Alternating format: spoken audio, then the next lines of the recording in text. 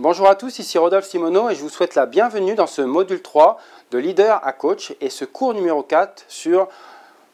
comment devenir un bon coach. Alors il ne faut pas se le cacher, tout le monde n'a pas nécessairement envie de rentrer dans cette dimension de coaching parce que ça va nous mettre dans des situations que l'on n'a pas l'habitude nécessairement de vivre dans notre quotidien. Alors il y a plein de bonnes raisons pour ne pas avoir envie de rentrer dans cette dimension de coaching et l'une d'entre elles pourrait être « je n'ai pas suffisamment de temps pour coacher les personnes ». Et donc la raison réelle qu'il y a en arrière de tout ça, c'est que j'ai peut-être besoin de contrôler la situation et donc je préfère ne pas m'octroyer le temps de coacher pour ne pas me mettre en situation dans lesquelles je ne suis pas à l'aise et en situation par rapport à des personnes dans lesquelles je n'aime pas être dans la mesure où je suis la personne qui est leur manager ou leur superviseur. Et donc n'aime pas être en défaut, en situation d'égalité par rapport à ces personnes-là. Alors pour aller au-delà de ce sentiment d'insécurité par rapport à ces situations de coaching, ce que vous pouvez faire, c'est de vous engager sur un coaching bien spécifique, sur des situations qui sont bien spécifiques, sur lesquelles vous êtes à l'aise et de manière systématique coacher sur ces situations spécifiques quand elles vont arriver. Vous savez que vous êtes à l'aise sur cette dimension-là, vous savez que vous ne serez pas pris en défaut, donc commencez par coacher vos subordonnés, les personnes avec qui vous travaillez, sur ces situations spécifiques qui vous mettent à l'aise et qui vont vous permettre de commencer à rentrer dans cette dimension de coaching.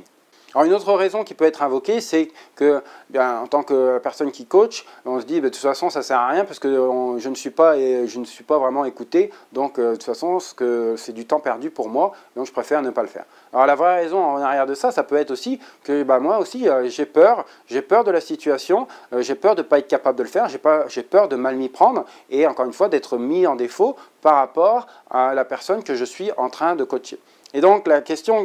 que vous pouvez poser, c'est auprès des personnes que vous voulez coacher,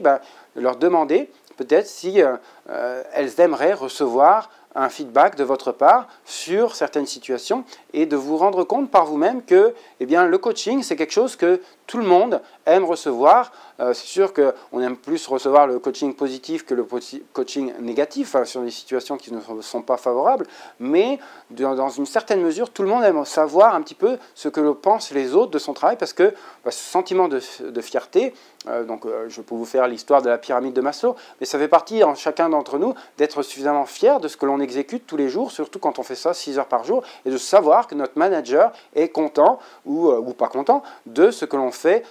tous les jours. Et c'est bien, être content ou pas content, c'est bien plus important pour la personne que d'être indifférent. Et il n'y a rien de pire finalement pour une personne qui n'est pas coachée, donc avoir ce sentiment d'indifférence par rapport au travail qu'elle exécute, que finalement de dire non, ça ne me convient pas et je te dis pourquoi. Donc avoir cette transparence sur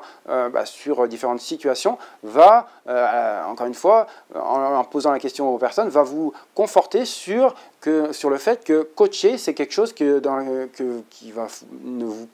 vous fera pas perdre votre temps et quelque chose qui est une situation qui est demandée par vos collaborateurs. Une troisième raison qui peut être invoquée, c'est que de toute façon, même si je coach, la situation c'est fait, et donc c'est trop tard, donc il n'y a plus rien à faire, et donc ça ne sert à rien que j'aille coacher. Alors, la vraie raison, c'est encore une fois, on préfère ignorer le problème, et en espérant que le problème disparaisse avec le temps, et qu'il ne réapparaîtra plus, ce qui est fortement improbable. Et finalement, la façon d'aller au-delà de ça, c'est de se questionner en tant que leader, est-ce qu'on a une vraie volonté de devenir un leader dans notre organisation, dans notre entreprise, et peut-être que ce n'est peut-être pas ce pourquoi on est fait, et on n'a pas envie de rentrer dans cette dimension de coaching, de cette dimension où on montre l'exemple en étant un leader, et remettre en question notre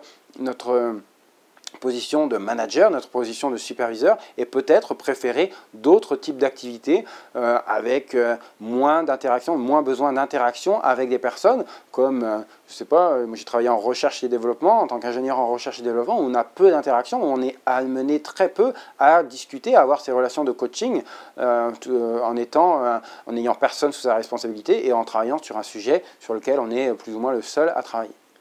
Et la quatrième raison que l'on pourrait invoquer, ben, c'est le fait que ça va peut-être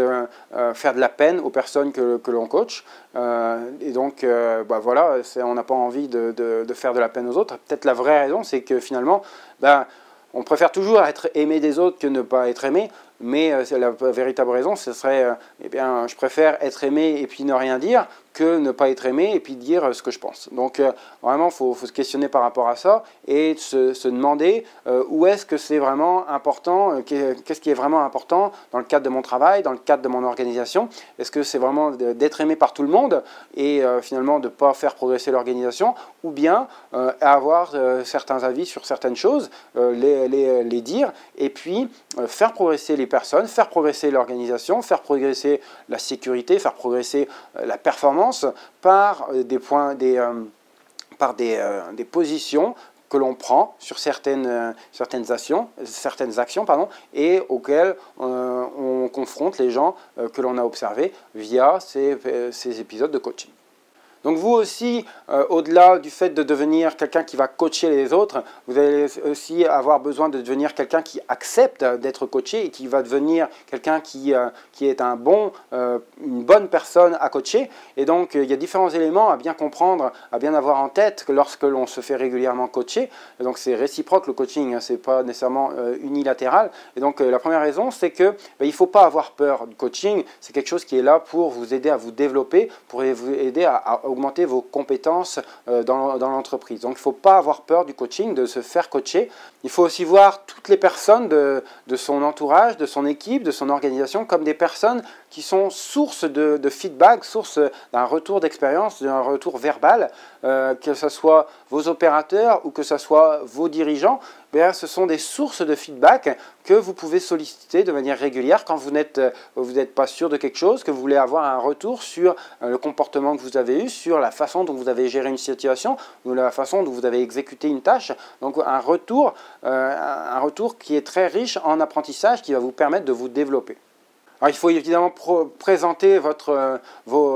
travail comme une source d'amélioration. Vous êtes ouvert à la discussion, vous n'êtes pas, comme on dit, surconfiant par rapport à vos capacités. Personne ne peut vous remettre en doute sans que vous ne leur criez dessus. C'est sûr que si vous vous comportez comme ça, il n'y aura personne qui va venir vous donner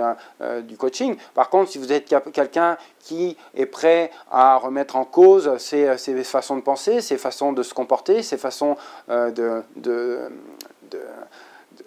se comporter dans l'entreprise en tant que manager, en tant que superviseur, eh bien, vous allez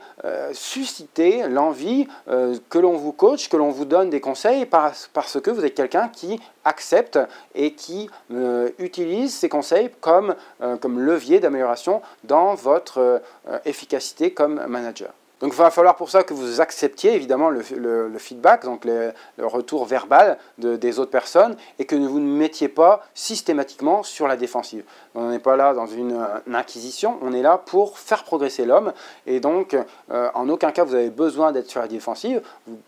Vous faites part de vos perceptions, de vous expliquer pourquoi vous avez réagi comme ça, et vous identifiez des pistes d'amélioration pour la prochaine fois où ce genre de situation arrivera. Il va vous falloir aussi me démontrer un intérêt, montrer que vous avez envie, un enthousiasme à apprendre au travers de ce coaching pour susciter l'envie aux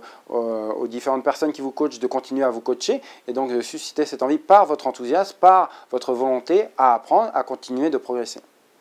Et finalement, devenir proactif par rapport aux opportunités que vous offrent les situations de coaching, que ce soit vous qui coachez ou quand vous faites coacher par vos managers.